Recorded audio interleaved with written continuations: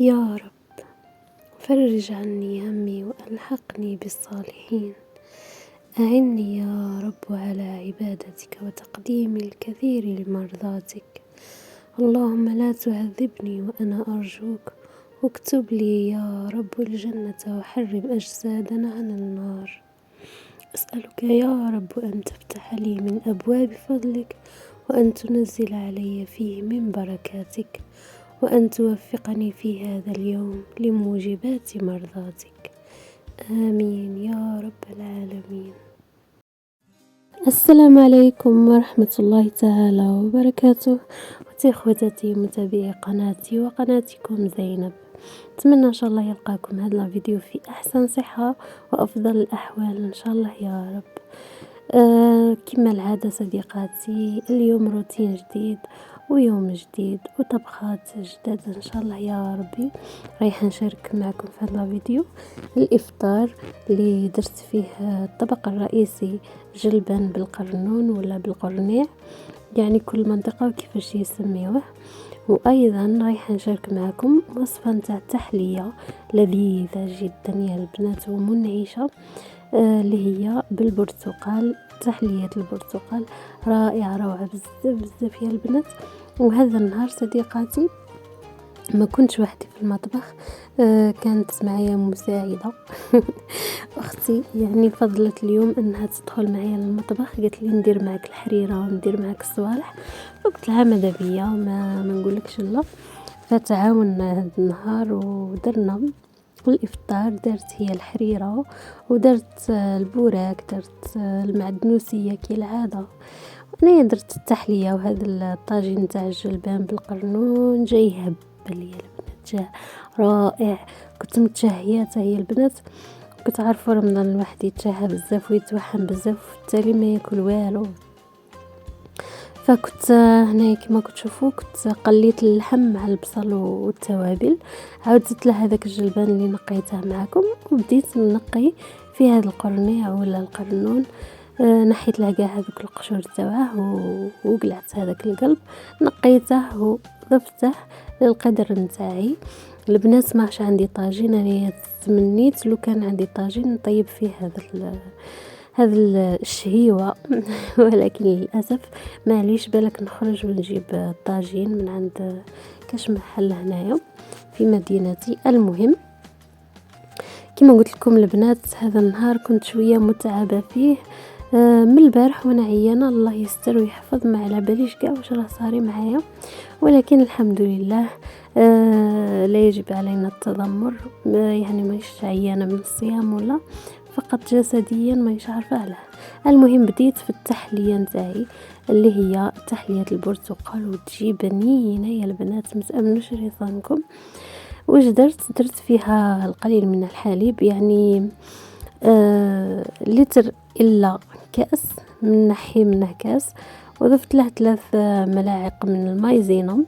من الافضل ديروا غير ملعقتين مايزينا وملعقتين من الفلون نتاع، انا درت تاع البنان معليش. وضفت له المنكه او المعطر نتاع البرتقال، وخلطت مليح مليح. زدت ايضا ملعقتين من السكر باش يجيني شويه حلو، وبديت نخلط بارد في بارد، نخلط مليح مليح يا البنات، لانه تعرفوا المايزينا شويه تدينا واحد التكتلات. فبديت نخلط مليح مليح، عاود ديتها طيب على النار. مادامني دايرتها على النار وانا نخلط مليح مليح حتى نوصل للقوام اللي راني حباته. يبدا يثقل يثقل في يدي وانا نحرك فيه. كما كتشوفوا البنات، البطاطا نتاع هذيك المعدنوسيه الطبق الرئيسي لرمضان راح تنقلى، وفي نفس الوقت راني نحرك في هذاك الخليط نتاع المايزينا والفلون والحليب. هذا ما كان صديقاتي. واللي تحب تضيف ايضا المنكه تاع لافاني تضيف، يعني اصلا هذه التحليه ما فيهاش بيض ولا، فلا داعي للمنكهات الكثيره. المنكهات تجي غير كي يكون هكا زعما البيض، وباش تديلك هذيك الزفاره وكاع. المهم صديقاتي كما كتشوفوني نخلط حتى وصلت لهذا القوام اللي كتشوفوه. بعدها صديقاتي نروحو ندو المرميطه تاعنا ولا الكسرونه تاعنا للكيسان، وبعدها نديرو الطبقه الاولى اللي هي البسكويت، ولا يكون عندك جينواز، ولا يكون عندك المهم تكون الطبقه الاولى عباره عن غاطو، هي تكون مادلان ولا يكون جينواز ولا يكون غاطو ولا تكون اي نوعيه لبغادرينو ترحيه وديريه مع شويه زبده ولا وديريه كطبقه اولى. انا ما درتش مع البسكويت، ما درتش معاه يعني الزبده لاخاطش ديجا فيه الزبده، فدرت سقيته بشويه تاع عصير. انا كنت ماشيه نبدا نحط وتفكرت اني ما حطيتش الخليط الاول. يا سرقوا بادواتي واجهه يا ادواتي.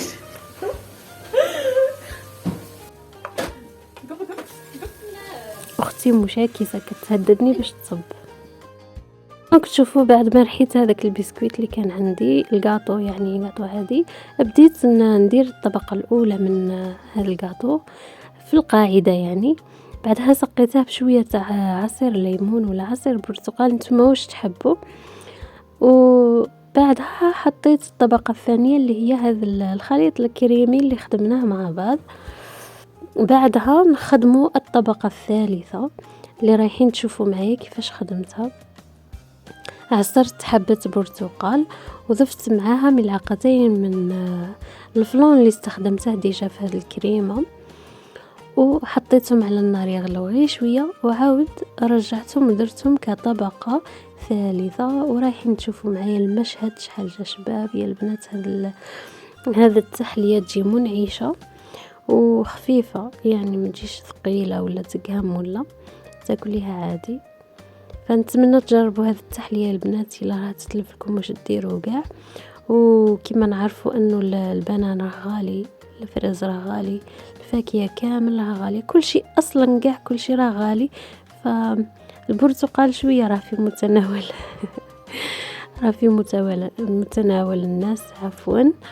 ف رانا نخدموا به شويه هكا تحليات ولا ناكلوه، يعني كان باقينا غير فيتامين سي يحرمونا منه والله. لا انا كنت ندير شويه العاب بهلوانيه كما كتشوفوا، يعني دي فوا هكا تتلف لك واش ديري.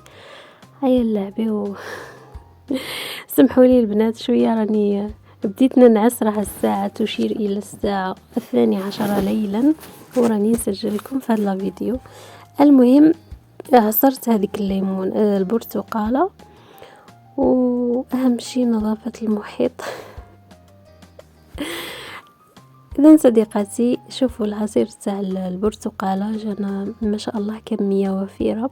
نضيفوا لهذاك الفلون تاع البرتقال، درت ملعقتين ونخلط مليح ونعاود نديرها على النار. كما قلت لكم البنات رايحه نشارك معكم عده تحليات. هذه كانت بدايه للتحليات اللي نديرهم في رمضان. بديت لكم غير بالفلون وعاود وليت لكم لهذه التحليه تاع البرتقال، ورايحه نشارك معكم تحليات رائعه ولذيذه جدا جدا. فكونوا في الموعد وابقوا بالقرب، واللي ما همش مشتركين بالقناه واول مره يشاهدوا هذا الفيديو ما تنساوش الاشتراك بالقناه وتفعيل زر الجرس باش كل ما نحط فيديو يلحقكم في الحين ان شاء الله. كما كتشوفوا هذه راني نديرها غير للتزيين. هذا الرونديله نقطعها الى مرصويات صغار ونزين بها. هنايا كنت نتمنى لو كان عندي النعناع، اوراق تاع النعناع نديكوري بهم يجي المشهد ولا اروع، وزيد رائحه النعناع منعشه اكثر واكثر. معليش المهم الجود بالموجود، يعني هذا واش توفر عندي ما فيها والو. وهذا هو المنظر المبكي هنا. جت شابة يا البنات، والله نتمنىكم تجربوها وشاركوا معايا هكا بعض الأطباق اللي تجربوهم من عندي. شوفيها يا البنات. وهذا هو الطاجين تاع الجلبان بالقرنيع ولا القرنون، يا البنات جا زبدة، جا يهبل، جا بنين بزاف بزاف، وانا ديجا نحب هذا الطبق بزاف بزاف. وهذه هي الطاولة نتاع نهار اليوم، الطاولة البسيطة والجميلة واللذيذة والرائعة. درنا الحريرة اللي دارتها إسر أختي الله يعطيها الصحة والعافية، هذاك الجلبان، هذيك المعدنوسية، هذوك 3 حبات تاع برقوق اللي دايما يدخلوا ويخرجوا من الفريغو، كانوا باقيين غير هذوك، كملناهم هاد الليلة. الجلبان تاعنا شوفوا شحال راه يهبل يا البنات، مانيش عارفه غير من انا نحبه ولا كاع تحبوه. المهم جابنين بزاف، كان باقي شويه زيتون ثاني تقضينا عليه. المعدنوسيه كما العاده، البوراك كما العاده، وهذوك الاوراق تاع القرنيع ولا القرنون غليناهم غايه هكا بالملح. وكي كملنا العشاء قعدنا هكا مقوسطين عليه ونشيخو وناكلوا فيه، يعني نشيخو به على الطاوله. شكون كيما حنايا كل ما نكملوا العشاء لازم نشيخو على طاوله الاكل، نشيخو نشيخو نشيخو، واللي راح تغسل راح تدي غير بشويه كما رايحين تلاحظوا في الفيديو. هذا مكان صديقاتي راهم يدوا غير بشويه ما كنت تشوفوا. هذا مكان صديقاتي. حكولي نتوما واش هي روتيناتكم، واش راكو ديروا، بدات تتلف لكم واش طيبوا في الافطار في القائمه تاع الطعام، ولا مازالكم مقيدين الراي كما نقولوا حنايا. المهم بعدها صديقاتي اختي مسكينه كانت غير مع الماعن وغير مع التنقيه، مسكينه والله غير تغيظني. عندها اختها يعني السيده رزقي غير طيب وتحط، غير طيب وتحط اللي هي انا. في هذه الاثناء صديقاتي انا كنت نحضر في طاوله السهره ولا القهوه. وفي هذه الاثناء يعني وجدت كل شيء، ولكن الحاجه اللي صارت معايا على غير العاده انه ما استقريناش في مكان واحد. قال لك لا ما نقعدوش في الصاله اللي صورت لكم المشهد الاول غادي تشوفوه. قال لك لا ما نتقهوش هنايا، يلا نروحوا لكولوار. عاد من الكولوار قال لك لا ما نقعدوش في هذه الطابله، نروحوا عند التيلي نشوفوا واحد الميسيون كتلعب. ايوا وعاود استقرينا في هذيك الغرفه وخلاص. بعدها صلينا التراويح وكل واحد راح يخدم شغالاته، واللي رقد واللي راه يخدم في فيديو باش يطلقه لكم تشوفوه راه يخدم اللي هو انا وخلاص. المهم صديقاتي كانت هذه الطاوله نتاع السهره نتاع هذا النهار. الشاميه كما العاده، الحلويات هذيك الصامته باقي فيها غير 2. عاود هنايا من جينا في الكولوار عاود او الاول عاود هنا هذا المشهد من جينا في الغرفه نتاع والدي عند التلفاز وخلاص هنا استقرينا. المهم صديقاتي تهلاو في روحكم، نتلاقاو غدا ان شاء الله. سلام، صحه سحوركم.